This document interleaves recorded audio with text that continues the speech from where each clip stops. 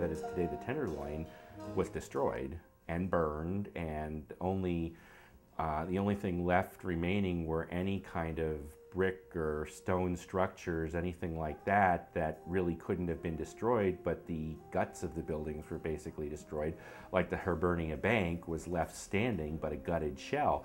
So you were left with a brand new, clean, empty palette of a neighborhood on which to build.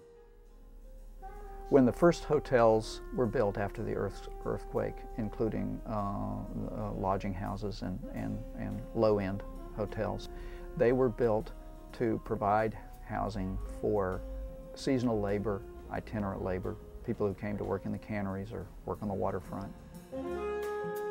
Then by the time 1915 rolled around and there was the Pan-Pacific or the Pacific American exhibition, that was a really big deal. I mean, that was a worldwide exhibition that people from all over the globe came here to see.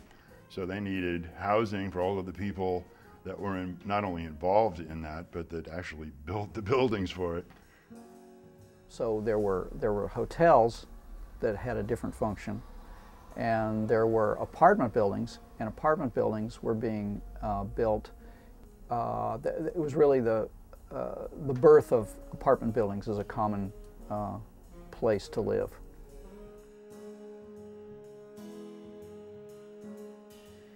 And after all of that, it remained the case that even back from the earliest days of San Francisco, people lived in hotels here.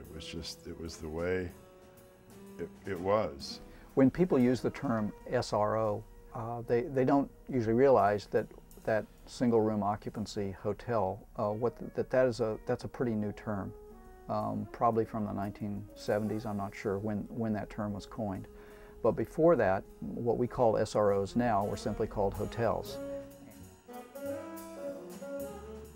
Cadillac first comes to mind because that was the first one that was, that's like the model for supportive housing. The Loopers, Kathy and Leroy, took that over in 1976, I think it was. It has since then been the model for supportive housing. And it has great possibilities. I understand, because I was on the historic board, the significance of the building. To be able to make it all come back is important to me. When you start working on an old building, you gain an appreciation for it that someone who's never worked on one or lived in one can really understand.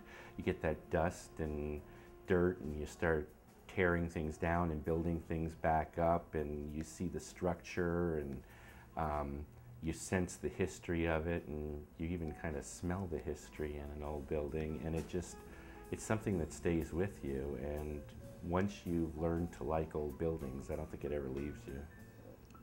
We work hard with people to talk about the historic significance of the building and how we can tap into that and make some of that come back. Not all of it, but some of it come back. For people to fully appreciate a community, you have to be able to touch and feel its past. And in a neighborhood like the Tenderloin, the beauty in this neighborhood is that contextually so much of it remains that you can walk blocks, go past buildings that haven't changed in almost 100 years. This part of town, as the last remaining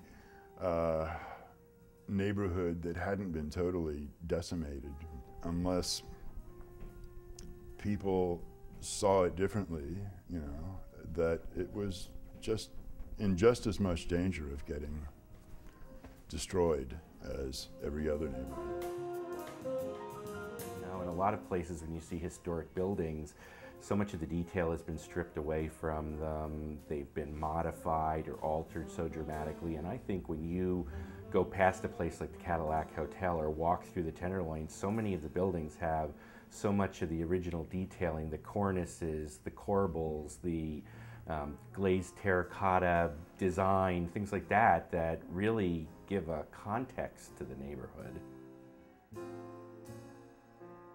What I was seeing, what really attracted me was, you know, how can I put it, the beauty underlying the decay.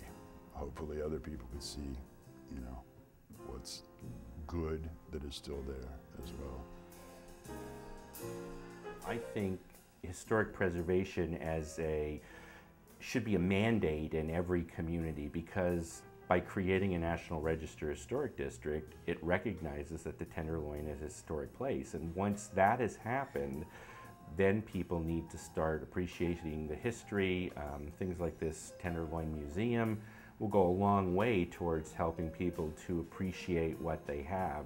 And I think a lot of times people just walk by things because it's in their everyday life and they don't appreciate what they have until it's lost. You know, if you happen to be taking a walk anywhere really, but especially in this part of town, do look up often, because that's where all of the real history still is intact. You know, it's a style of architecture that's really of an era, and it's really unique, and it pretty much delineates what this neighborhood is. It defines it in a certain way. The Tenderloin is a very beautiful place to be.